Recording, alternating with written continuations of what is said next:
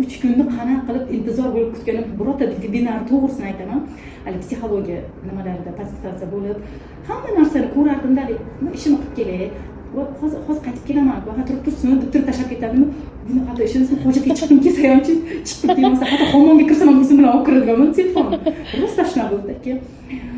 Ko'raman, ikkinchi kun bo'ldi, uchinchi kun bo'ldi. Xullas shunaqa qilib dadasiga ikkinchi kun aytdim, men individualniy borishim kerakmikan, shu tomon mashq, ikkinchi kunga mashq tashlab berdingiz-ku. Yaxshi uncha eplolmadim-da, kapalay mashqi, o'sha nimalarni o'zimda bilmadim-da.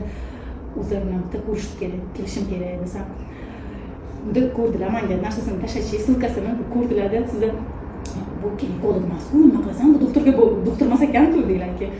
Doktor emas, lekin bu inson aytaymi nima esimda yo'q, hali promotion qildingiz o'zingiz.